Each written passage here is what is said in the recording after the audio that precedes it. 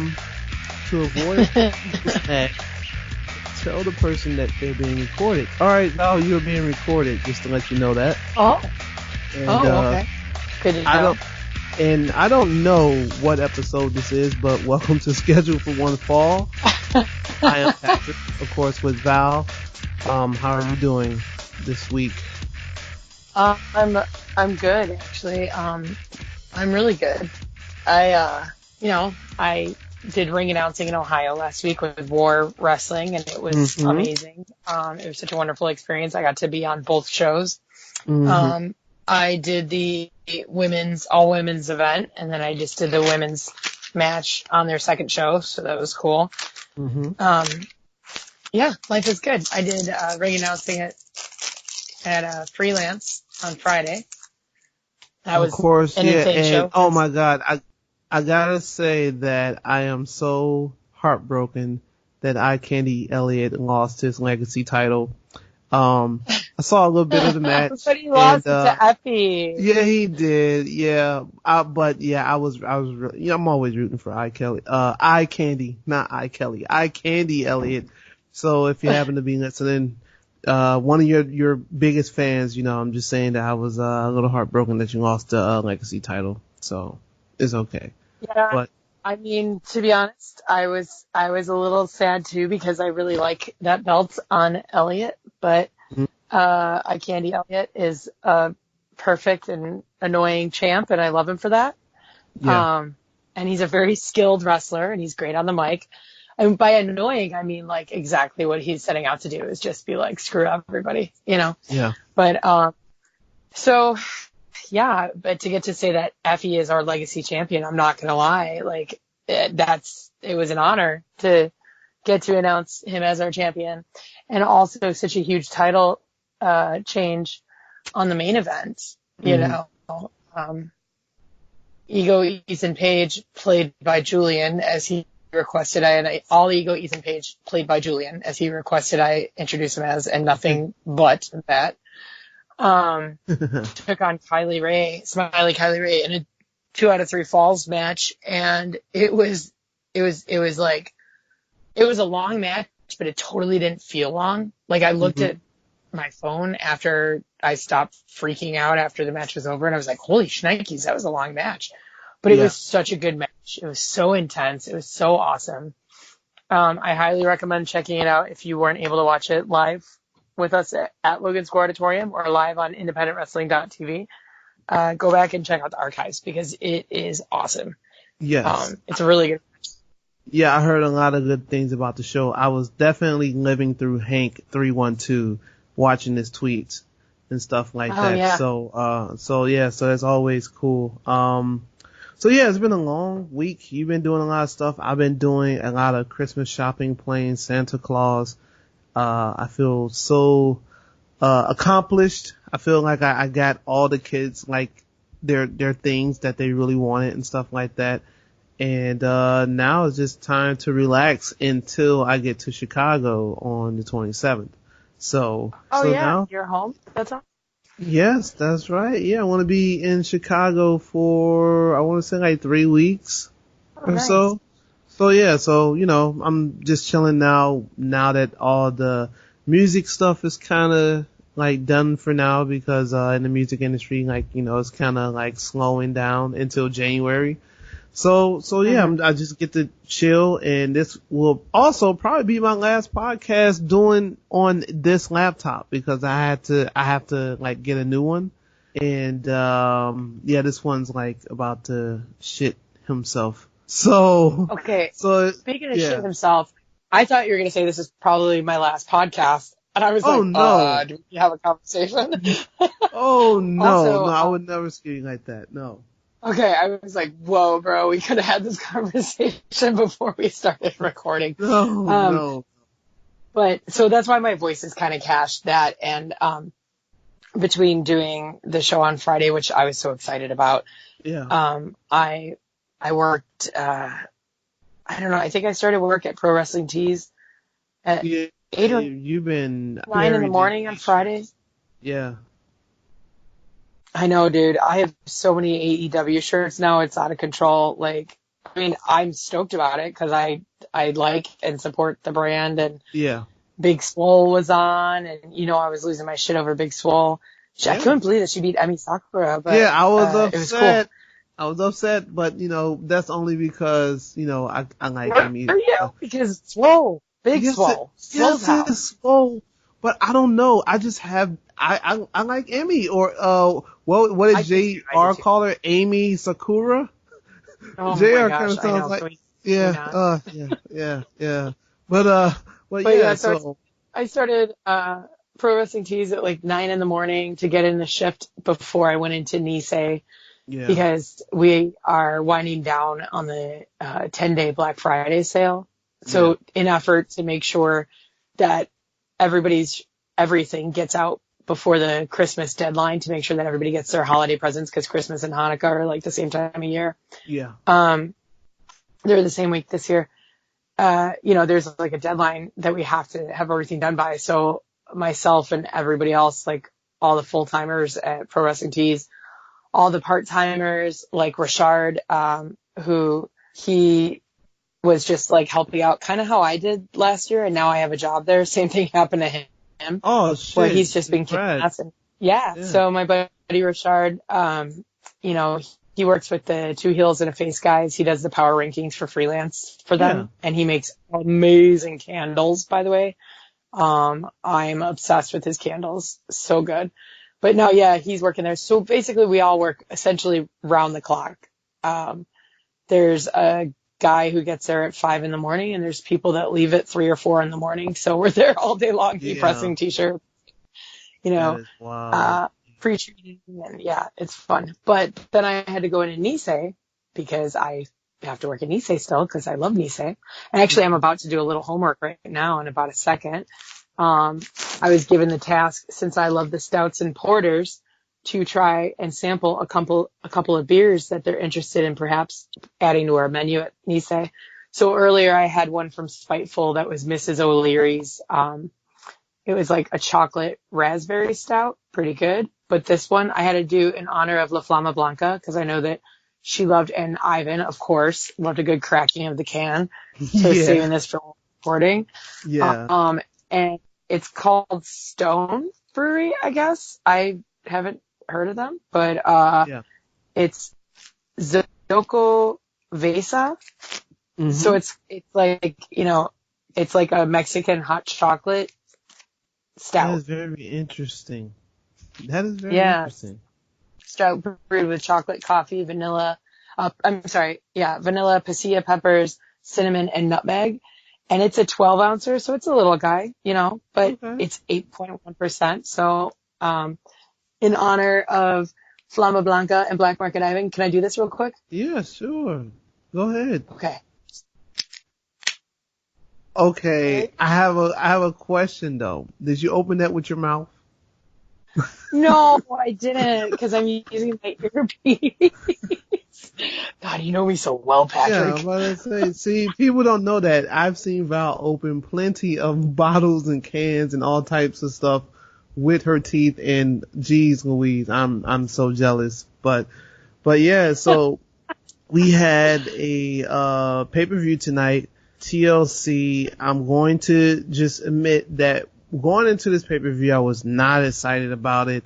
I'm part of a group wrestling chat, and the energy has been kind of dead lately. And it's been dead because, I know like NXT's been kind of like doing really fucking good in the ratings, and like, Killing it. I can't wait. I'm going Wednesday. Holy shnikes. oh man, that's going to be an amazing show. Just by what they Dude, shown, or I was advertised. there. I was there 2 weeks ago because, I was on one of my Florida trips, Yeah. and the monthly match got announced, and I just turned to Izzy.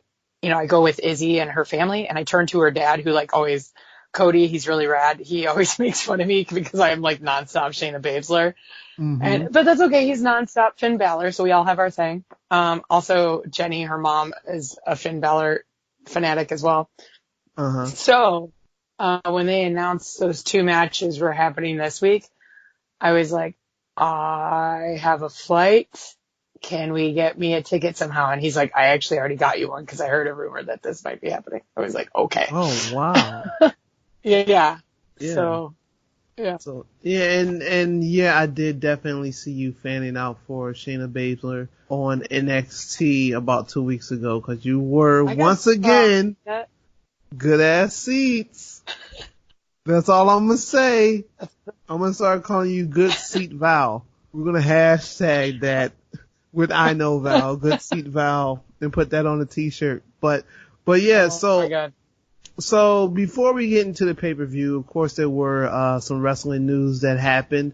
Starting out with Dave Bautista, and unfortunately, the NWO is going into the Hall of Fame.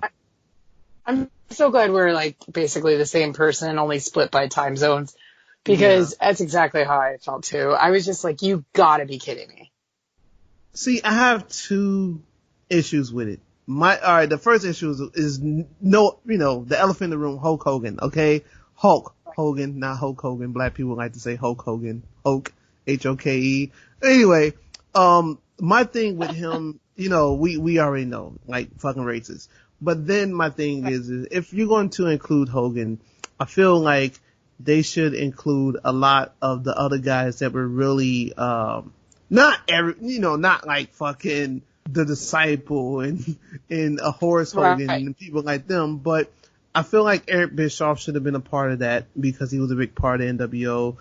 People like, Big Papa Pump, Even Pump was one of the first people I thought of, honestly, when I saw it was only the four of them.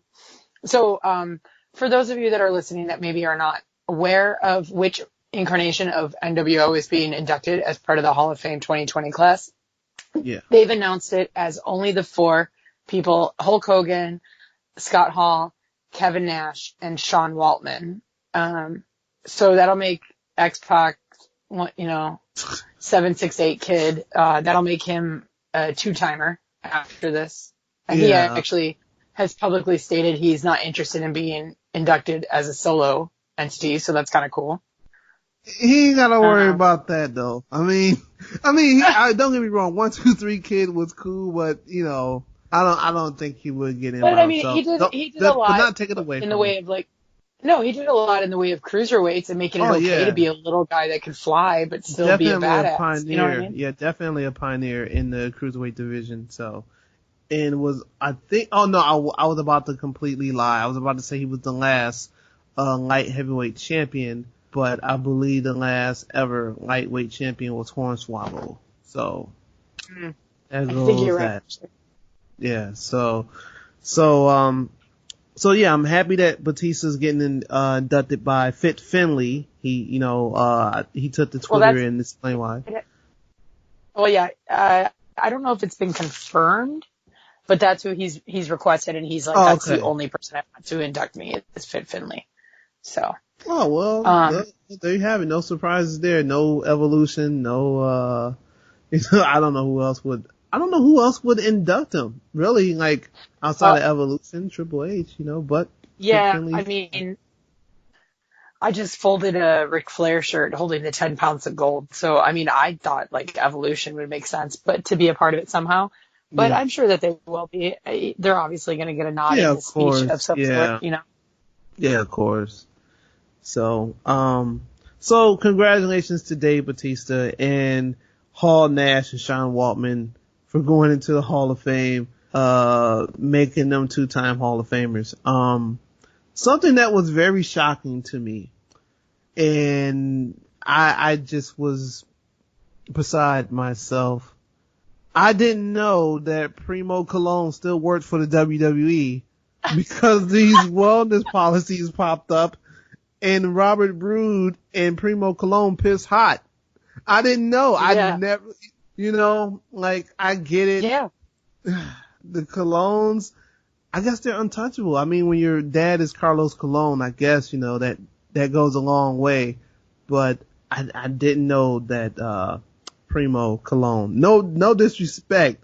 Didn't know that he was even employed by WWE still. So. Yeah, I gotta say that people were not like, oh, really? I wonder what they were doing. Or, oh, wow, I didn't know that Bobby Roode was doing that kind of stuff. Or, oh, wow, Robert Roode.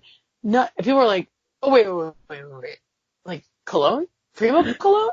Like, Yeah. every single person I talked to about it was like, yeah, did you hear what happened with the wellness violations? And now the matches have to change on TLC because of it, because there was supposed to be, Roode was supposed to have a match this week, tonight. Well, that is unfortunate. So, but yeah, so they got suspended for 30 days. Congratulations to them, I guess. You get to stay home. Don't have to travel. Yeah. Speaking of traveling, I guess, yeah, right during the holidays, right? I'd smoke all the weed. I mean, I would never smoke weed. No. Okay. All right. Okay. That's right. So, I guess, Raw, is tomorrow. And it's going to be a long one because I'm assuming they're recording everything that week. I'm interested to see, everybody's on the we hate Seth Rollins bandwagon all of a sudden. And it's in Des Moines, Iowa, and he's an Iowa boy, so it'll be interesting. Right. Plus, the Bears lost really badly to the Packers today, so he's going to be a real little twat, I'm sure. Yeah. But it's going to be a 5.5 hour show for them. More or less. They're going to have to sit there for almost 6 hours. Yeah. But on the upside is A, Des Moines, Iowa gets bonus wrestling. That's cool. Mm-hmm. And B, that means that all the superstars and all the crew and like the people that have to travel to sell the t-shirts and things like that, they're all going to get time off with their family because, in recent years, they've worked on Christmas and on Hanukkah and stuff. And it's hard for people that are on the road 300 days a year to not be with their family during the holidays. So it's kind of surprising, honestly, because I actually just wore my Christmas shirt from when they did Raw and SmackDown here. I think it was last year or the year before. I don't know. They all blend together. Uh-huh. But, I mean, it's kind of nice that they're actually I don't know if it's because of AEW is doing so much to ensure the happiness and health of the talent. But it's kind of nice that WWE is like, okay, if y'all want, take this time off for yourself for the holidays. It's kind of cool, I think. Yeah, for sure. Yeah. So that's like a new thing. So I'm glad that's happening and people can, like fucking chill out and stuff and start the new year completely fresh, It seems like, a person that you, are a big fan of is headed to Monday Night Raw. Mm-hmm. Yeah. So, I mean, I could be wrong, but I have a pretty sneaking suspicion, especially after having Becky. Shayna Baszler, obviously, is my fave. Right up there with Charlotte. Maybe slightly less, because Charlotte is on my Mount Rushmore of all time, right? Right. But Shayna Baszler clearly is my fave. And there's been this talk of the 4 horsewoman angle, for 2 years now, since all of them started coming into WWE.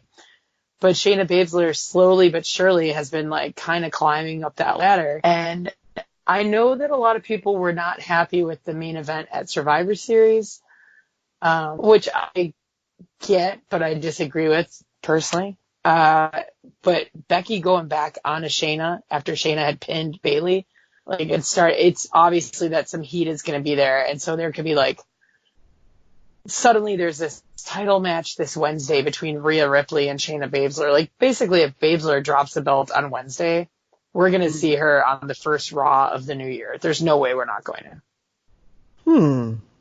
Yeah. What do you think? I mean, I'm a big fan of Baszler, so I am excited to see what she can bring to Monday Night Raw, because right now I feel like, it's been kind of slow, and the Kabuki Warriors and your girl Charlotte have been kind of carrying what's been going over there on Monday Night Raw as far as the women's side. So it'll be interesting, and plus maybe this is the door opening for if Ronda decides she's going to come back. Maybe. I know she just almost lost a finger, but we'll see what happens. WrestleMania, the road to WrestleMania starts in January, so we'll just have to stay tuned.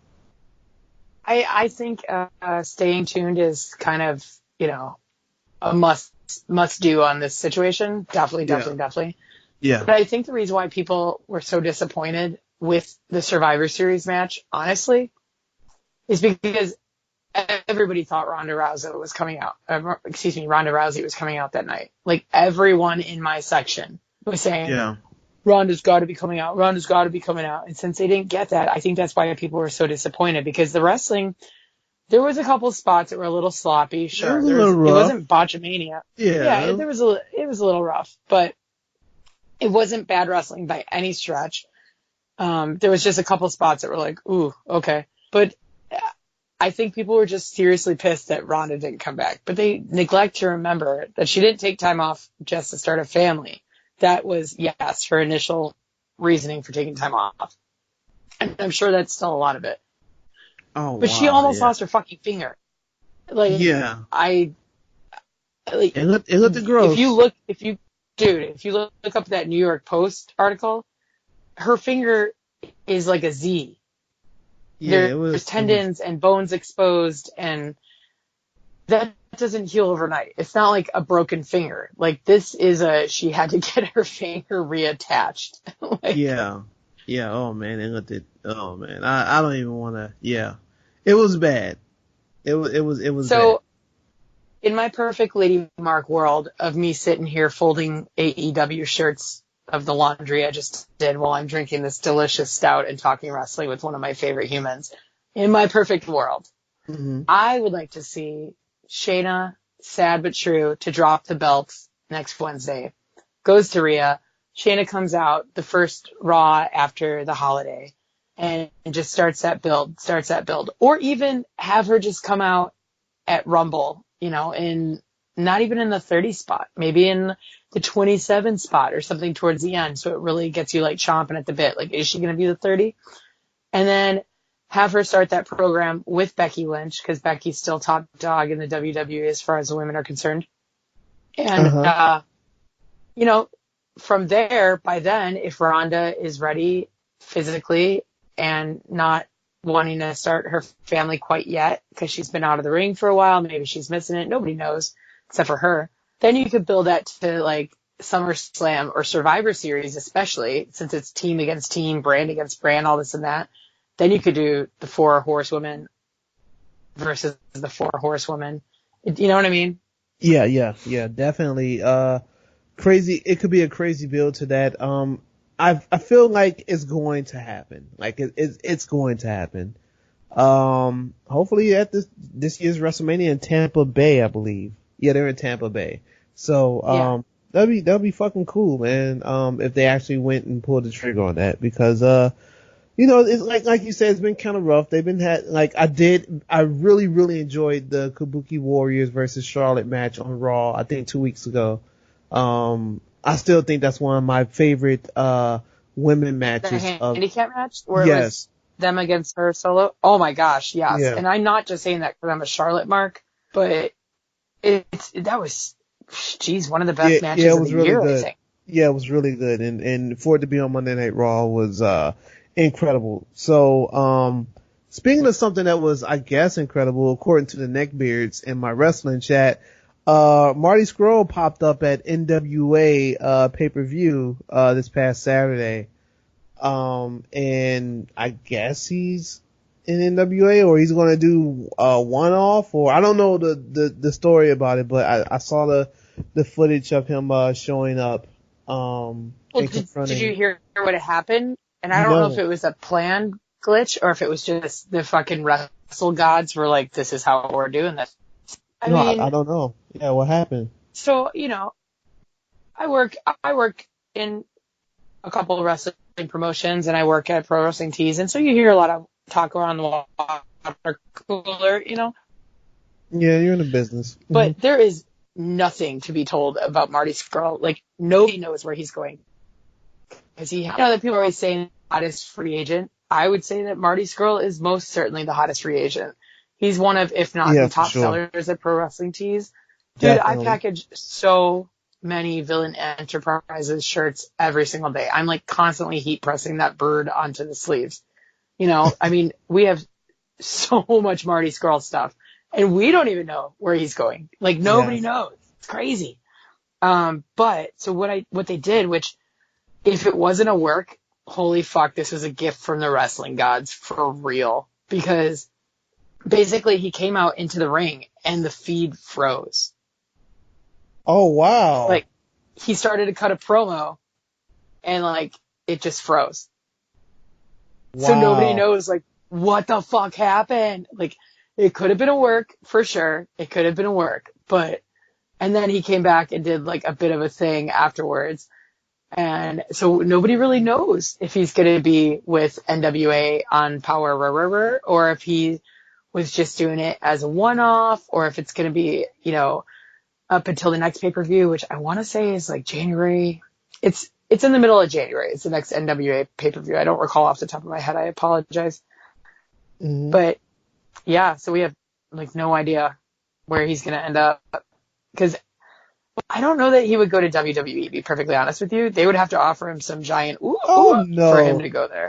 He's not going to WWE. Look, I'm just going to put it like this. And I know, let me just say this before we start. The views and opinions that are coming out of my mouth are those of mine and mine only.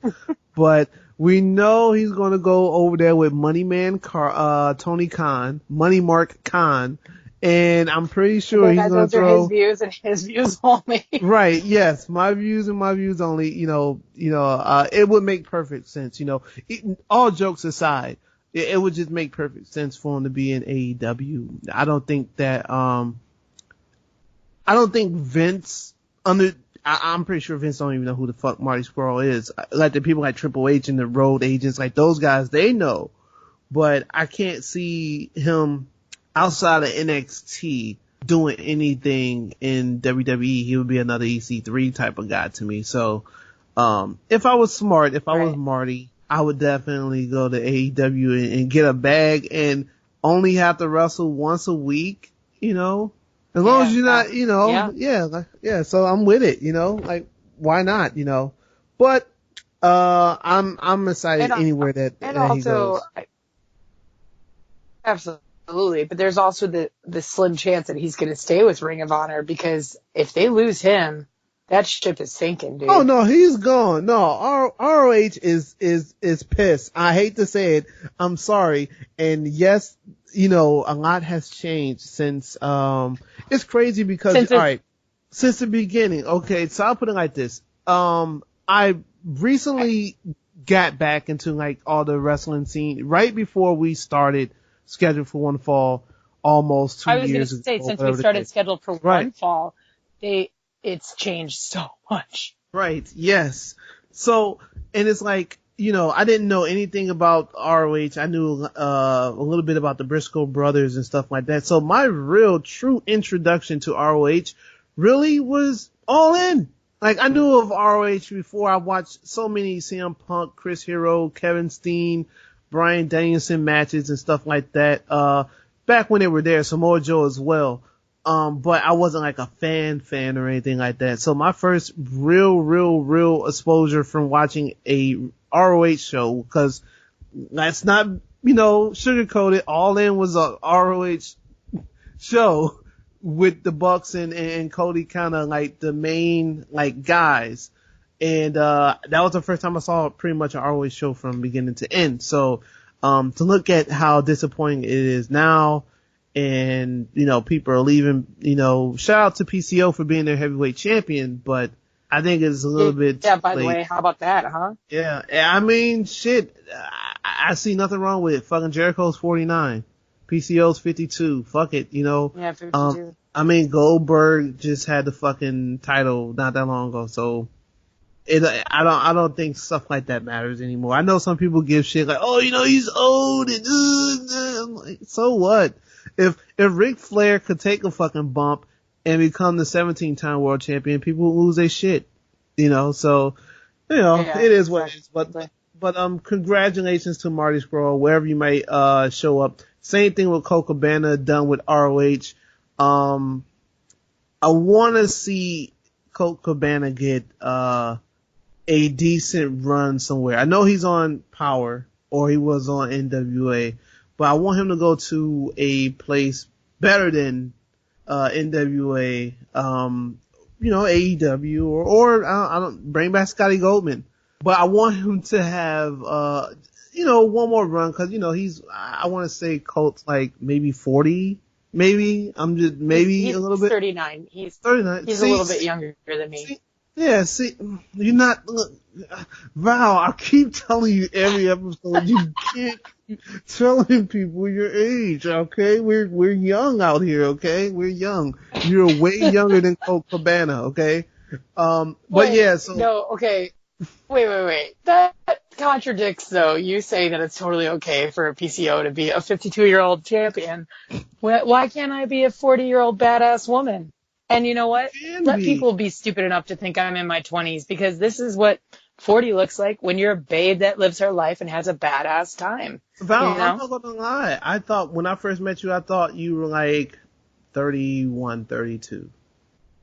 So. Yeah, I get that all the time, so I must be doing something right. It's called hydration and moisturizer and sunblock. Yes. And you're living. Shit. That reminds me, after the show, I gotta moisturize my skin too. I gotta, get my glow on tonight. So, yeah. Let's quickly go through the results. We don't have to, talk too much about, some of these matches, cause, some of them were, Wait, can I put a TV timeout real quick and tell you the shirt that I'm currently folding is Tall Dad gave it to me. He worked the 4 shows at the Horizon or Allstate Arena that WWE just had. Mm-hmm. And they make, they basically say, hey, here's your crew shirt that you have to wear while you work. But Tall Dad is 7 feet tall. Yeah, he's Tall Dad. Yeah. Right. So basically what he does is he'll say, give me the smallest shirt you got. And they laugh at him. And he just tucks it in his pocket so it hangs out. And then he gives it to me. So I'm currently folding a Clash of Champions crew t-shirt that my dad gave me. That is funny. Shout out to Tall Dad. Just had to give my dad a little love. He's the best dude alive. No. We always gonna show love to Tall Dad. We always gonna do that. We're also gonna show some love to Humberto because he beat Andrade on the pre-show.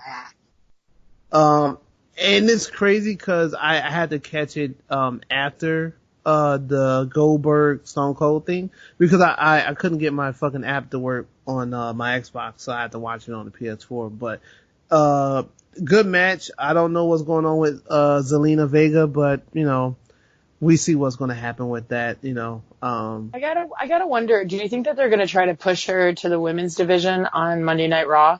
Because they were doing a little bump with her singles run for a minute there.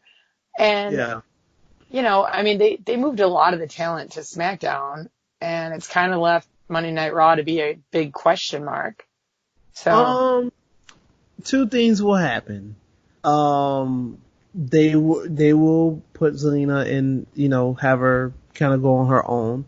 Or I feel like they're just going to do some dumb shit and, let's do some mix-match tag with Andrade and Charlotte and Aleister and Zelina, because, everything's so public now. People know that, and Charlotte is no stranger into showing off Andrade on social media. So, I can see, WWE, kind of what they were doing with Seth and Becky Lynch, which they don't do anymore. So, thank goodness. But, you know what? So, I'm not anti-Jerry the King Lawler. I don't want people to think that. I just question some of the stuff that he said. Okay. I am. He was I feel you. Tonight. Yeah, he was trash tonight. He was not good, and it bummed me out because I always want to give him a chance. Because when he's not screaming puppies, I feel like he's at least trying. You know what I mean? I feel like he's trying to be better. You can hear it. He corrects himself. He instinctually says stuff that makes you want to punch him right in the taint. And then he corrects what he says. So he's trying. Either that or they're telling him in his earpiece, motherfucker, fix that. Yeah, he said something crazy during the Aleister Black match that kind of made me scratch my head. I think he said he was trying to make a joke, but he said the tattoo on Aleister's back was his mother. And I'm like, what does that got to do with anything? Are you trying to insist that, Alistair Black mom is like evil or something? I just didn't get what he was trying to do. Like But he I was see trying to that insinuate that she was of the black arts as well. right. So I'm just like, yeah, so I'm just like, and it was a couple things. Yeah, he was, kind of rough. Another thing that was kind of bad watching this pay-per-view was seeing Samoa Joe. Don't get me wrong, great out there, but seeing him at that announce desk ringside brought me, PTSD of, Taz. Oh no. When he made this transition from, wearing the jumpsuit Taz and getting beat on fucking Velocity every week to being a commentator. Oh man, I just want to see Samoa Joe just in the ring again. Right, but here's the thing though. Yeah. He's injured and he still has a cast on his wrist, I believe. Yeah. But he's a really good commentator. Like he's really good. He's good. He's got a killer voice, and honestly, the worst part about I get what you're saying, like that it's giving you PTSD about Taz. That's hilarious. Yeah. But the thing that it does to me is like it pisses me off that he hasn't had like the world championship type. You know what I mean? Yeah. I think they had something with Samoa Joe and Brock. They had something. I feel like they dropped the ball with it. But that's another story near and there. So the thing that pissed me off about Jerry tonight is he kept comparing Zelina Vega and Alistair to Lana and Rusev. And it's like insinuating that they must be fucking because it's a woman and a man. Like, I get that Lana was also quote unquote the manager of Rusev for a while, whatever. But when they were showing Zelina freaking out about like, come back, you can have a work. You and I are a perfect example, I feel like.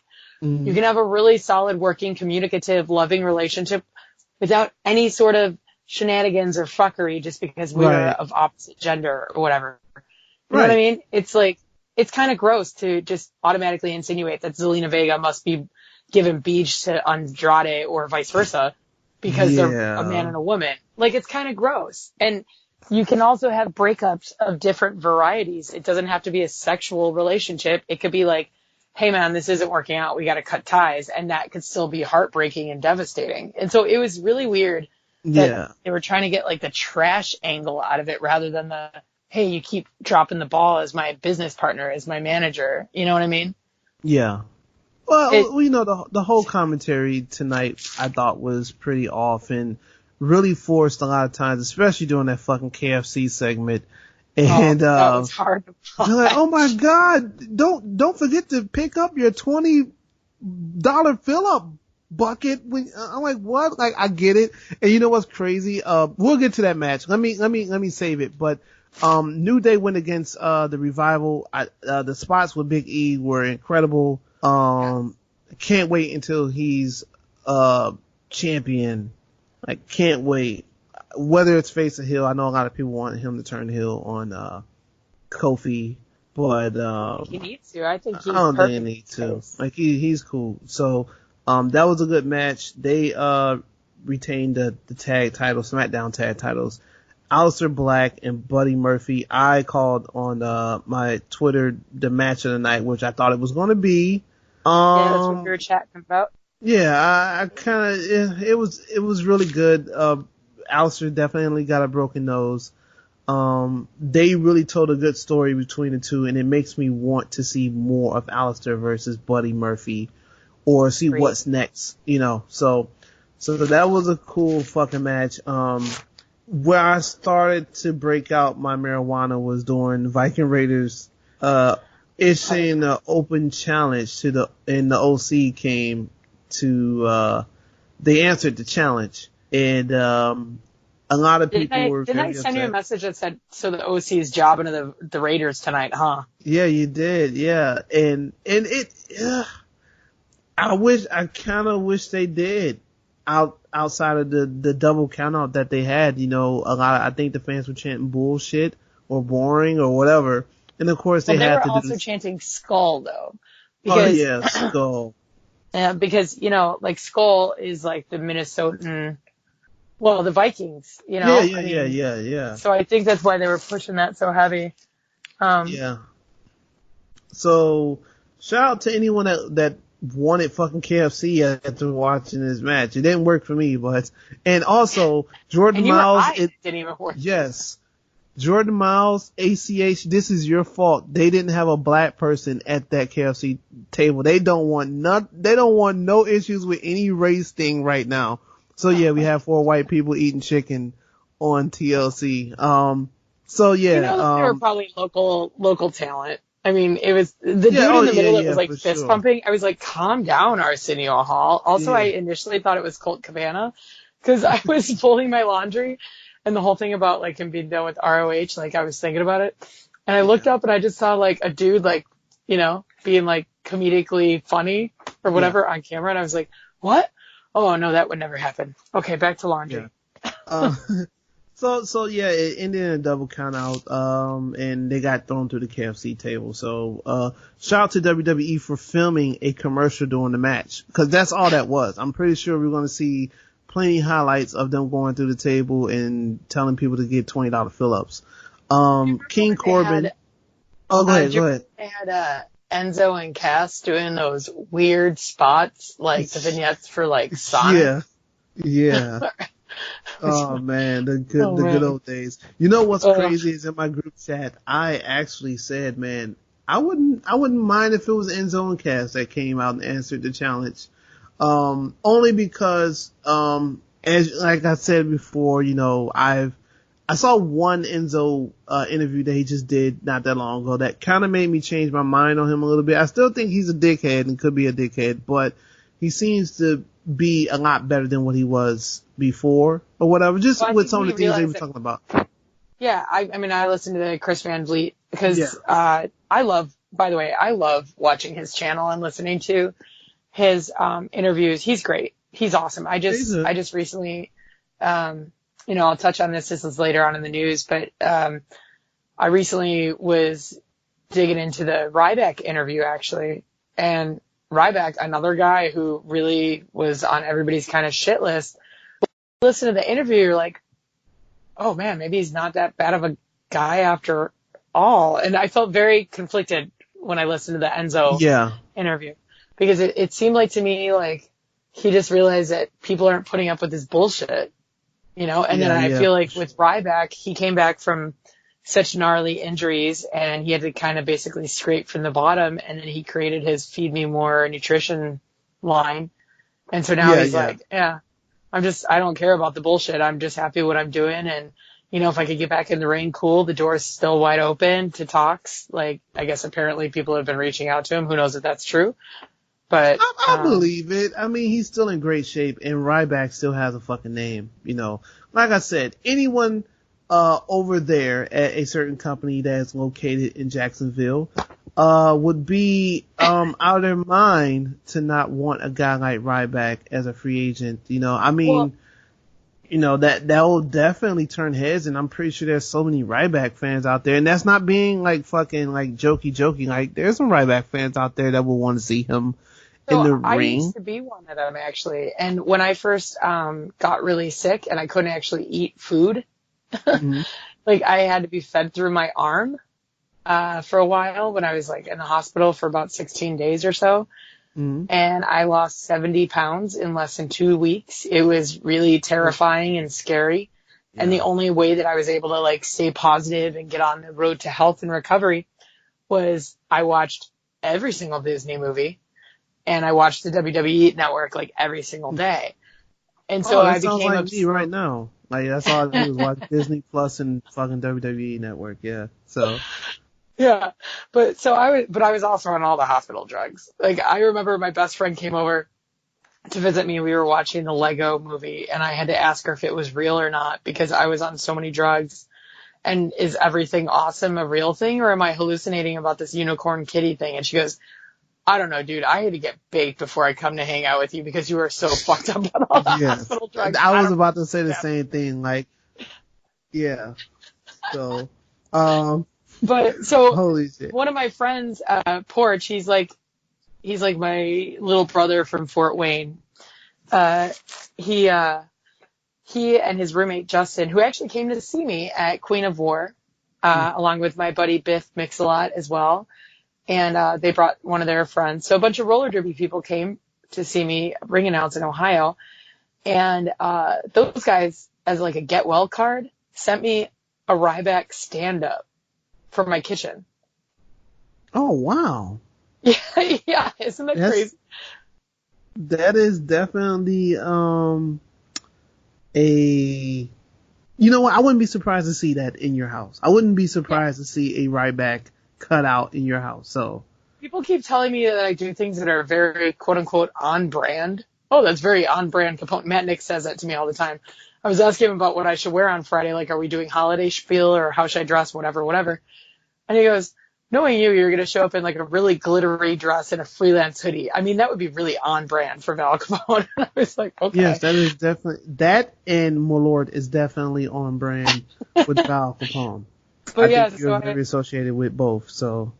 Yeah, I absolutely have a Ryback, life-size stand-up. He lives in my storage locker at the moment.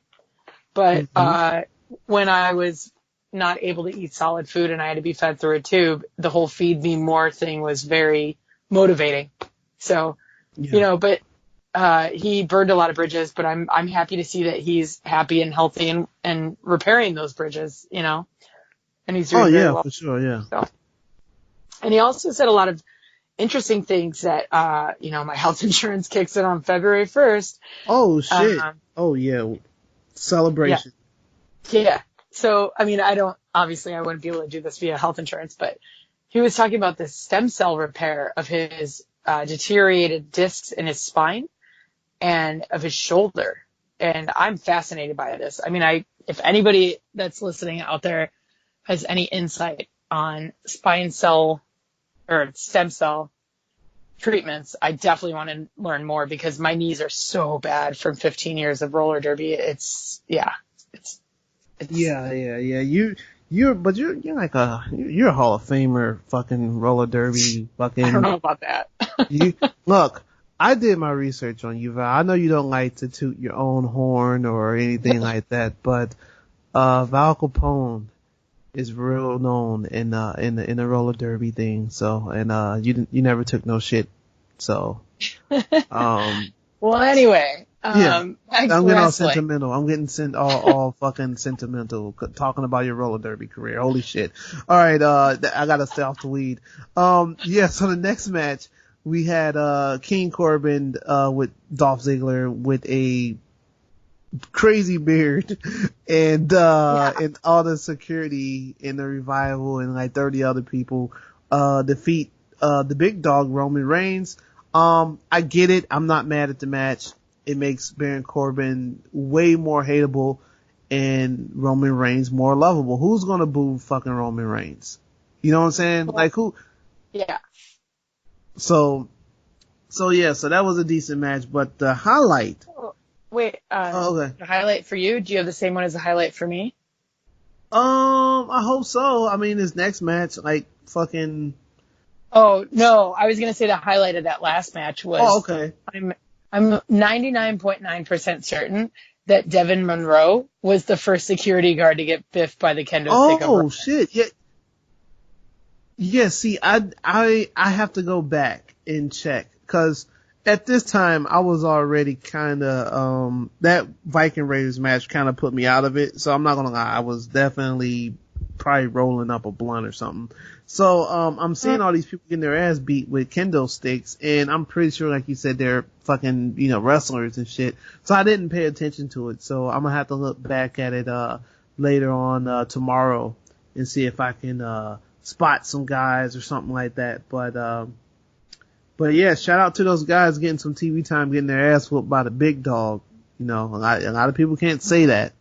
So we have fucking normal Bray Wyatt in sweater, which I think is completely genius. I think they need to do more of this. Have him come out as Funhouse Bray. And, he was getting his ass whooped a lot in this match, but it made sense because he was like laughing and it was like fun to him. And, he was still kind of evil, but not. And then he was didn't want to hurt Miz and stuff like that. So, Bray fucking won, and of course the Fiend shows up on the screen. The lights go out. Of course, everyone thinking the Fiend is gonna come out. Which, if you did think that, you don't have all your brain cells. I was going to say another word, but I'm starting to be. I want to be better. I was going to say the S word. I was going to say the S word. No. But people are, yeah. So no one is, it rhymes with Cupid, okay? No one's Cupid, okay? So, anyway, fucking Daniel Bryan, Bryan Daniel or whatever the fuck, Daniel Bryan comes back out. He's Daniel Bryan, but he was definitely in Bryan Danielson mode, like the maroon hoodie and everything. Yeah, like that was definitely the American Dragon. So, that's going to be an interesting, little program. I don't think it's over no time soon with him and Bray. And, the good thing about that. Can we talk about how young he looked after losing his beard and all his hair? He looked like he was in his early 30s easily. Yeah, it definitely looked like how he did at the beginning of the decade. So that's all it takes, fellas. All you neck beard guys out there, you shave your neck. Patrick, you might look 10 years younger. So Patrick, I saw somebody tweet like the 10-year challenge, and it was like it's basically the same. Oh wow. Yeah.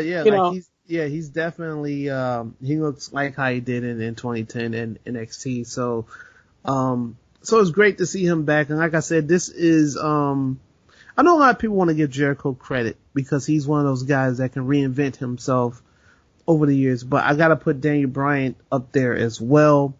Going from Team Hell No to like the Yes Movement and then being like the Planet Champion and all that stuff. Like he's reinvented himself a lot, and I still think Daniel Bryan is probably the wrestler of the decade to me, because I know some people want to give it to like Kenny Omega and people like that, but I feel like when you have a guy like Daniel Bryan who had a moment like WrestleMania 30, having to retire and be gone for, like, I think like 3 years or something like that, come back and had the run that he had, and still, win the championship and, constantly putting guys over and reinventing himself. I think, Daniel Bryan is one of those guys that, people are going to miss when it's all said and done, like people will miss Daniel Bryan. So, but yeah, Daniel Bryan's back. Bobby Eyelash beat Rusev. No one gives a shit about that match. I don't care. I'm glad. I hope that it's over. I hope that, whatever they do from now on that's it. And of course, the Kabuki Warriors retained against, Sharbex. Great, a lot of spots in this match. Thought it was very, very cool. But it just goes to show, and I get why they did it, but I feel like, if you're going to close the show with a women's match, let it just be that. But right after, Asuka grabbed the titles, they fucking cut right to the big dog beating the shit out of, Baron Corbin. You saw like Street Profits and Shorty G and, people that wasn't on the pay-per-view were there. And it was this big ass brawl. And I did like the spear spot that they did. I didn't like that, but I felt like they ended the pay-per-view like a Monday Night Raw. I think that should have been saved for tomorrow. But that's just me, just nitpicking. Me personally, I give the pay-per-view a 6 out of 10. I thought it was cool. I thought it was cool. It definitely lost me at the, Viking Raiders, match. And then King Corbin and Roman was not that good either. I thought it went a little bit too long, but Bray brought it back up, and then it went down again with Bobby Eyelashley and Rusev, and then it went kind of back up the Kabuki Warriors. But yeah, so that's what did you rate the pay-per-view? I mean, I would say it was maybe even less than that, to be honest with you. It started out really promising. I was texting you, I was like, shoot, are we going to have like a really good pay-per-view that had no build and no storylines and no nothing? Yeah. But I just kind of thought the majority of the matches were kind of garbagey. I mean, okay, actually, that's not true. Now that I'm looking at them in writing, The Bray Wyatt Miz match was okay. I would say that was like a C plus match. Like there were parts of it that I really enjoyed, but then parts of it that I was like, meh. It didn't. I would B minus because it was pretty enjoyable, but there was times where I realized that I was cleaning up my room more than I was watching that. You know what I Yeah. mean? Mm-hmm. The Bobby Eyelashley, that was terrible. Yeah. It was really frustrating because Bobby deserves better. Everybody in this story deserves better, and it was just garbage. The Viking Raiders so I would say that chunk right there. You know, the Viking Yeah. Raiders to the Bobby Rusev. The bookends, though, I enjoyed. Like, I enjoyed the Kabuki Warriors match.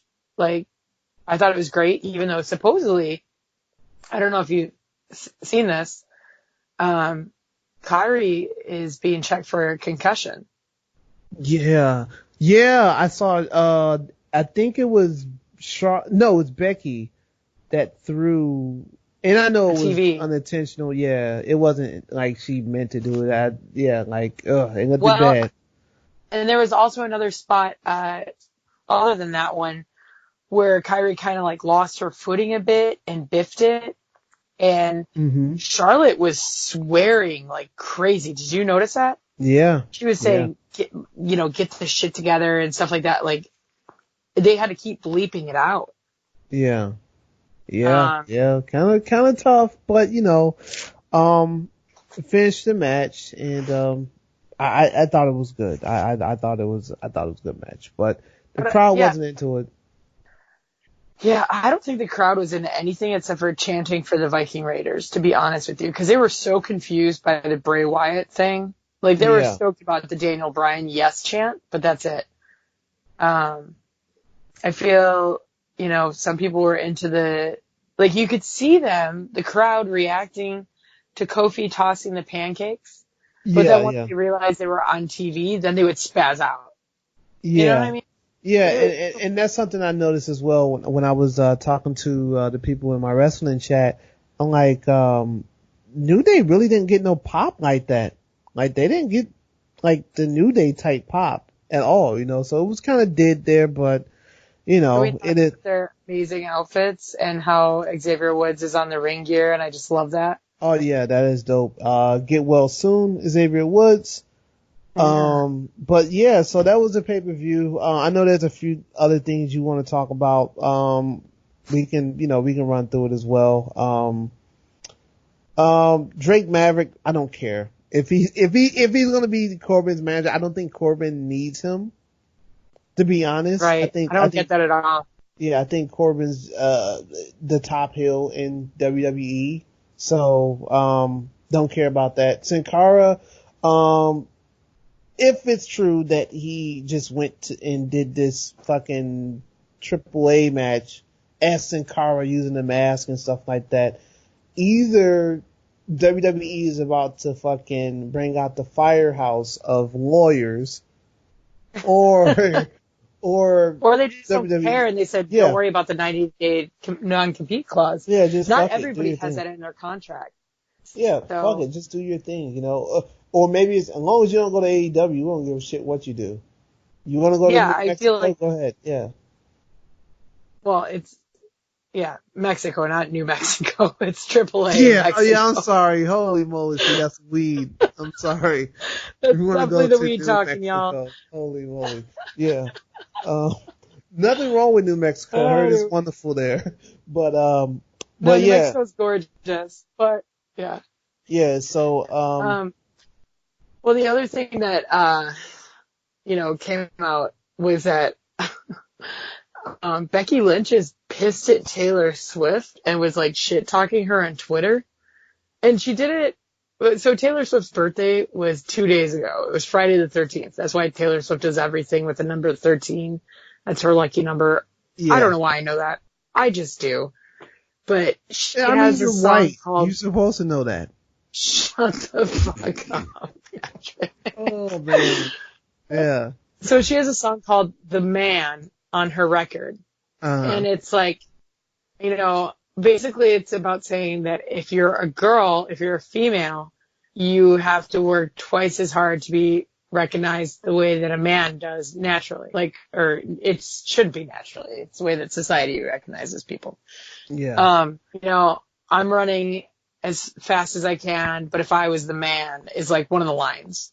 So Becky, she tweeted something about, she's wearing like a white shirt and it's her looking sassy with a good red lip, and Taylor Swift is, doing this and that. And she says something about being the man. So then Becky tweets about, hey, like if I was the man, something about Taylor's homework. It's very weird. It was super, super weird, especially since, so it's when you're pretty sure that if you were a man, you'd be the man.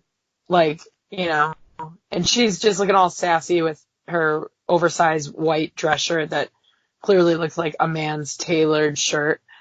But Becky Lynch, let's think about where you got that line from. How are you upset at anybody saying the man when you specifically took it from Ric Flair? Like, so Becky tweeted yesterday, when you're pretty sure that Tay-Tay is copying your homework. Like, what? Yeah. It's just weird that she's trying definitely to, weird. Look, not Charlotte, Becky, we get it. You're the man. Fucking Ric Flair couldn't make you change your fucking name, so you are the man, alright? You don't have to worry about Taylor Swift or anybody else taking your moniker. So I think it's safe. Let me see, what else do we got here? Well, we talked about Ryback. Yeah, well, the AEW pay-per-view that got announced. Oh yeah, Revolution. I am very intrigued about that because it's not at the Sears Center. Well, so it is at the Wintrust Arena, which is right by McCormick Place, because this is going to be part of the C2E2 weekend, which is Chicago Comics and Entertainment Expo. That's what C2E2 stands for. So that makes sense. It's the same thing that so it's a part of that. It's the Saturday of that. I want to say it's February the 29th. I know that I'm personally going to be in Arizona working spring training, so I'm a little sad because everybody at work was like, oh yeah, we're so pumped, we're going to work this event. And I was all excited, and then I looked at the date. But, yeah, it's okay though. There's worse places I could be. I'll be in Arizona in March. Yeah, Arizona's cool. Definitely February. Fuck. So you're good. Yeah, right. Yeah. So it's actually going to be in Chicago, and it's interesting because all the ads say downtown Chicago. I don't know if you've noticed that. No, I didn't. But that is. So finally, we're getting a pay-per-view. C2E2 runs from February 28th to March 1st. And they do like a lot of different meet and greets with various comic book artists, and they often have wrestling panels. They have Doctor Who guests, Star Wars guests, like the whole 9 yards. It's definitely my favorite Comic-Con to go to be honest with you. I usually never miss it unless it aligns with spring training. But it's downtown. It's CTA accessible, so all of you people that want to come and ascend on the greatest city on the planet, you don't have to worry about taking a lift 45 minutes to an hour out to the burbs, because it's actually going to be downtown. Yeah. So that's exciting. Yeah, that's I think that's the best part of everything. I think wrestling fans are actually going to get a chance to actually be able to be in Chicago and be to I guess the access to like real Chicago food and shit, because it's like right there in the city, as opposed to being out in the Sears Center by that fucking fake Dave and Buster's out there. I don't know the name of the place, but yeah, so or Buffalo Wild Wings. Everyone went to Buffalo Wild Wings and fucking IHOP. So something completely different. I think the fans will like it. So, Cracker Barrel. Tickets go on sale next Friday, December 20th. And it is, once again, Saturday, February 29th in downtown Chicago, as the ad. Wait a minute. Wait a fucking minute. It's on February 29th? Yeah, well. The pay-per-view. That's fucking leap year. So why didn't they make this pay-per-view like a leap year theme?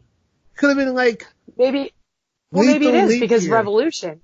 But that's like a revolution of every 4 years. You know what I mean? Yeah, I guess. You know, I'm just, I feel a certain way about AEW at the moment. That's all. I just feel a certain way. My bad. I will keep my personal opinions to myself, especially after this week. No, it's all good. This is your. All right, okay. Let me vent right quick, okay? Okay. While I'm high, okay. I do not like the fact that Cody has been on social media kind of backtracking from a lot of shit that him and his comrades and coworkers and stuff have been, they've been trashing WWE and they've been taking shots. And don't get me wrong, WWE has been taking their shots as well. But I don't like the fact that Cody is on social media saying, telling fans like, hey guys, how about we watch both shows and we can all get along? I just like, let's just watch wrestling. But yet, fucking 2 months ago or 3 months ago, however long ago it was, you were breaking thrones and saying, you want to, asking the people if they want a revolution, and you ran these ads where it says Dynamite destroys NXT and stuff like that. And now that NXT or WWE are keeping up with Dynamite, now it's all kumbaya. So that was just my only, I just feel like if you're going to have the energy to say all the things that you did before, don't go on the fucking, social media and be like, hey, guys, that's not cool, you don't bash NXT, let's all be together and have fun. And he's only doing that because NXT is actually kind of whooping their ass right now, and the attendance, it hasn't looked really good, but in defense, WWE has had that same problem before in the past where you've gone to pay-per-views and they've had shit, fucking blocked off, taped off, or whatever the fucking case may be. But, that's just my thing. I definitely want AEW to survive, and I've said it plenty of times, AEW happening is probably gonna make me want to podcast about wrestling even more because now we have more fucking shit to watch. But, just lately, I don't know. But that's just me. That was just Patrick venting. That is all. The views and opinions that came out of that just happened were just minds of minds only. I'm pretty sure it would change in the future once things are better. So that's all I want to put out there. My bad. Anyway, So one thing I forgot to mention, about the Bray Wyatt Miz thing. I know we're totally done talking about the pay-per-view, but I was just looking up a tweet I wanted to mention is they showed that doll in Monroe Mizannon's crib, and it's a blonde doll with long blonde hair with like crazy face paint on. Mm-hmm. So what I messaged you about it, but we didn't talk about it much. Oh yeah, that's right. Do you think that that's Liv Morgan? Do you think that that's like the representation of Liv Morgan? It should be, but it won't be. It won't be. It should be. I mean, I think she's on Raw. Bray's on SmackDown. I don't think it'll happen. I don't think so. So, unfortunate because I think Liv Morgan should, I think she's cleared, and I know I've been seeing her making appearances here and there, but I don't know if Bray needs someone right now. The only, the last time I could think of Bray kind of needing someone, they never did anything with it, was Sister Abigail. And they kind of did away with that. And he was talking about, how, I used to have a family, and it cut to imagery of the Wyatt family and how he's alone now. And then all of a sudden he's in the picture, which I thought those were so amazing, by the way. That was so amazing. Between that and the TMZ style footage for TLC. For Lana and Rusev and Bobby Ash. Yeah, even though I hate that angle, but at least they're doing it right if they are going to ruin that with that angle. Yeah. Like, at least they're doing it right. You know what I mean? But I thought the vignettes that they did with, like, Maurice and The Miz running to their daughter's crib, being terrified and being like, "Get out!" to the camera. I thought that was so well done. Yes, So well it done. was. I do want to say though, I don't know why Miz was yelling at Moreau, "Who gave this to you?" It's like, I know Moreau's still kind of young, as you know. It would have been cool if she would have been like Bray did, like, they would have gave her a speaking role, but yeah, it was definitely done, very well.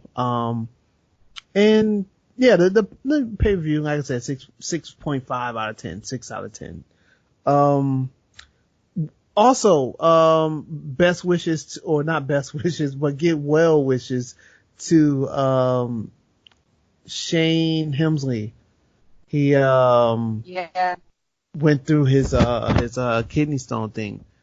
So, Yeah, he got prayers, hospitalized. Hurricane Helms. He's working on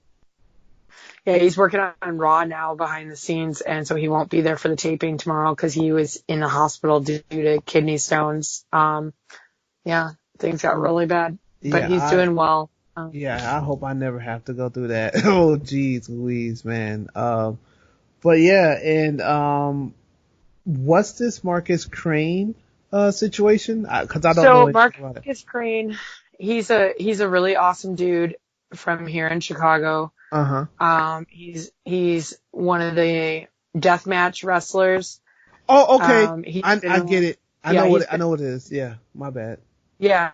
So it's really sad and a little scary, and we're just hoping for the best. But evidently he had an infection from an old injury. Now, the deathmatch wrestlers, first off, every time somebody steps into a ring, they put their life on the line. Like, there's no ifs, ands, or buts about it. Some of the stuff that the talent does in the ring, it's quite literally death-defying. And you forget that when you're like, oh, I didn't see enough dives, or I didn't see enough moonsaults or hurricanranas, whatever. Like, the quote-unquote easy stuff, none of it's easy. But that's next level, putting your life on the line.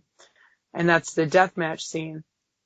And I mean, you were there for the GCW versus Freelance Underground show.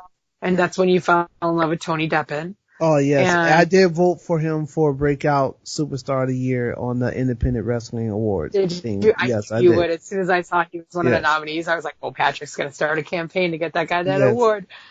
But so Marcus is a really good dude, and he like puts on shows at Reggie's Rock Club. He puts on wrestling shows there.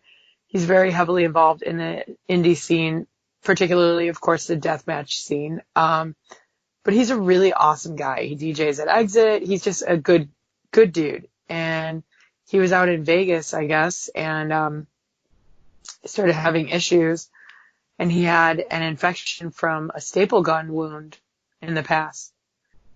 And he had to go into emergency neurosurgery. Wow. So it's pretty intense. I don't preach about GoFundMes that often unless I feel personally that they're very necessary and 100% legit. And unfortunately, this one is very necessary and 100% legit. He went to the, so I'm just going to read what the GoFundMe says so that I don't misquote anything. On December 8th, 2019, Marcus was admitted to an emergency room in Las Vegas due to issues from a pre-existing head injury. After being evaluated by the medical staff, it was determined that he needed emergency neurosurgery. The neurosurgery was performed on December 9th. During the surgery, the surgeon performed a craniotomy, where it was discovered that there was an infection eroding the skull and leaking into his brain. Now, it goes on, and I don't want to get super graphic, but it goes on quite a bit more about what happened. Yeah. And, he's going to still be in Vegas for a while. And he lives here, and he works here.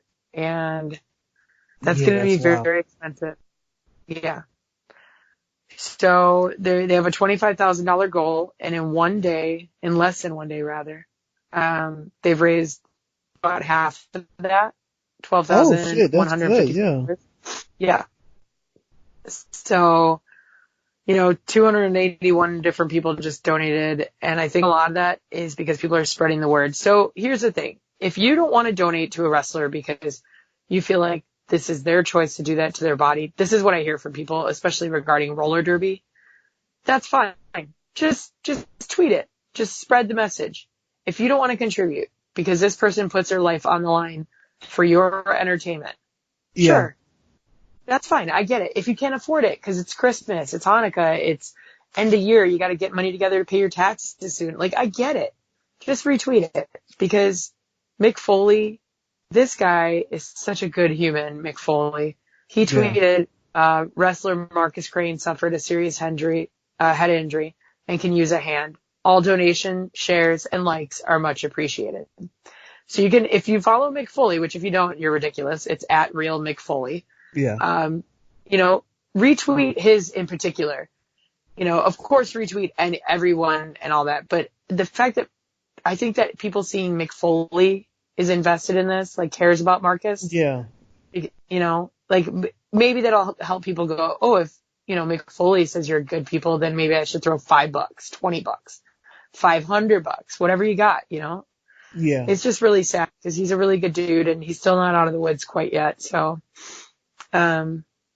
any shares and donations, even if it's $1, seriously, if every single person listening donated $1, if every single person that retweeted this, 151 people retweeted it so far, if they donated $5, that goes a long way to help a guy that puts his life on the line for our enjoyment, Yeah. So sorry to get real heavy, but he's a good dude. No, I'm glad you did that because I gotta do that. I gotta go to the GoFundMe. I respect a lot of the wrestlers that put their bodies on the line for our entertainment, and it's always unfortunate to see someone doing something that they love to do, whether it be just regular wrestling or death match or whatever the case may be, but doing something that they love to do to bring joy to us and of course put food on the table for them. So it's always unfortunate when people can't do that. So I'm definitely going to head over there and donate and stuff like that, because like you said, anything counts. And my best wishes to Mr. Crane. So geez, yeah, like, oh man, now on a much lighter note. Yeah. On a much lighter note, happy birthday to Noelle Foley. Happy birthday to Noelle. Don't like the guy that you're with, but that's another story. Well, but she is wonderful. She is a sweetheart, and it's her, I want to say 26th birthday today, shit, and she's old. down at Disney, so I might see her there. Who knows? We'll see. Yeah. But she's good people. Her dad's good people. The Foleys are all really awesome. Yeah, they're all really nice. They're a great family. And Noelle is a ding-dang sweetheart. It's just unfortunate that she quite literally associates herself with such clowns. Yeah, man. Whew. I don't want to get started on that, but happy birthday. Happy birthday, Noelle. Yeah, man. I didn't want to end that like on a bad note. Now I'm really gotta go smoke after we get done recording shit, But yeah, so we had Warrior Wrestling, of course, was I think it was a couple days ago. I'm not sure. Friday. Yeah, so it was Friday the 13th, and the only thing that was unlucky on that day. No, because I was working freelance. That was the only bad luck I had on Friday the 13th, is that both the companies I work with had to run against each other. But it wasn't really against each other. It was just, they were just running on the same day, because Will Ospreay was actually on the Warrior show, and it was quite literally the only day that he was available in the U.S. He's not in the U.S. He's primarily in Japan and the U.K. Yeah. So it was the only day that they could book. And this is how you know that I love freelance so much, because you know who else was on that show? Oh, I know. Your main husband, Suzuki Capone, was there, and that's why I was like, damn, like I thought that you win. I'm like, man, I know you like Okay, I've seen No. you fan out over Velveteen Dream on live TV. I've seen I've seen you drool and drop your jaw on live TV. So I was like, I know if you was at Warrior Wrestling, you would have probably just floated, floated to the rafters where the banners are hanging. You know. Yeah. I mean, I sure wish I could have been there for that moment, and Yeah. everything I've heard, I've read, and I've seen looks amazing, and I can't wait to go back and watch it. And I immediately messaged Steve, who is basically the head of The Warrior. guy, yeah, the guy. Yeah, he's the principal at Marian Catholic, and he's the Yeah, principal at Warrior Wrestling. yeah. And when I left freelance, I said, "Hey, we had an amazing show tonight. I hope everything went well." And he was like, "Yeah, it was a great show." He confirmed the date with me for the next Warrior, Oh Warrior shit. 8. Okay. Yeah, I don't know if that's public knowledge yet, so No, I'm I not don't going to think it's say it public. quite Yeah, it's yet. not public. Yeah. But I will say this: I'm already booked to work it, so that's cool. So you'll be there. But just I don't know if that tells anybody how much freelance means to me, because I cannot stress enough how important freelance is. And this sounds so hokey and Hallmark, and I'm not just clowning. Like, I'm not. It was such an honor to get to ring announce a show that had so many significant moments. You know Mm-hmm. what I mean?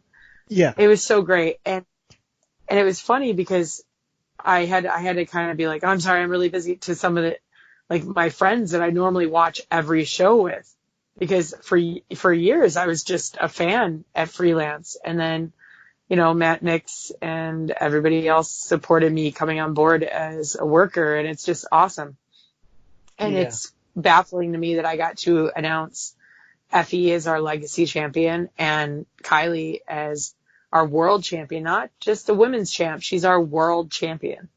Yeah, that's Hopefully one crazy. day, someday soon, freelance will also have a women's title, because as much as I love that any gender could be our champion, I still think it's important to say that we have a women's champion, but that's just my personal opinion. Cause if we, have, I don't know, we don't have women's tag team. I don't know. I think it's not a bad thing to celebrate the Yeah, females of freelance, but it's also rad as hell that anybody could be our champion as long as they work hard enough. And Kylie Ray definitely has done that. So it was a big time honor to get to announce. Can we talk about Josh Alexander? That made me lose my mind. Man, look, all I'm saying is I have to make sure that I'm at attendance at the next one, whenever the date is. January 10th is the next freelance show at Logan Square Okay. Auditorium. So Okay. make sure you're in town. No, I will be. I will be in town. Like I said before, I think we wasn't recording yet, but I will be in town from the 27th to the 13th. So Perfect. that's what it is. That's what we're going to do, Val. We have a date where we have to go, where you'll be at freelance. Like, you have to go, but I will be there too. I'll be working. I'm already booked for the 2020 season. So, Yeah. which is kind of cool and kind of crazy. So I'm gonna do that, and I gotta make sure I get a King Cobra for the one and only Eye Candy Elliott, because I've been promising him a fucking King Cobra for like 8 months. So I'll stop and get him one. I'm glad they still card me. So I guess, man, we had like, a busy fucking week, fucking pay-per-view. And now we just have to wait and see what happens on Monday Night Raw, and of course NXT, and of course the great AEW Dynamite. Oh man, I just wish there wasn't too much Jim Ross talking on Wednesdays. I get it, but shit. But yeah, so Val, I know we haven't talked about this on, whatever, but it's Christmas next week. We don't have to do the fucking show. We don't have to do the show. Is it next week? No, next week isn't Christmas. It I isn't? guess because today's Sunday. Right, I'm yeah. so used to us recording on like a Thursday. Like I was Thursday, like, no. yeah. Like it's gonna be Christmas. I'm gonna live like a wrestler's life. Like I'm driving down from Northern California to Southern California. I gotta be there for like 4 or 5 days, and then I fly from LA to Chicago for, like the Christmas and shit like that. And, yeah, we're good and stuff. I'll make sure that by then I should have my new laptop, so I should be ready to like do everything. Like, I mean, worst case, we could just, continue to message each other and then maybe decide we want to hop on for a little and talk if anything significant happens. Oh yeah, but if not, we'll give people the holiday greetings later. It's a shame you won't be in town for Malortmas because I'm behind the bar for that. Oh man, I would. If I was at Malortmas, I would probably need to be carried out of there because I am a lightweight when it comes to Malort. If I had about I like two shots of Malort, and I'm talking like Barney from fucking The Simpsons. So yeah. It's unfortunate that I won't be at Malortmas. Well, I'll save you some candy cane Malort. Don't you worry about it. I just made 8 bottles for 8 crazy nights of Malortmas. Hey, I actually like the candy cane Malort. That one wasn't bad. Now the jalapeno one and the fucking it was that one. Sport pepper. Yes, that one. Not doing that ever again. I will do the coffee and the peppermint one.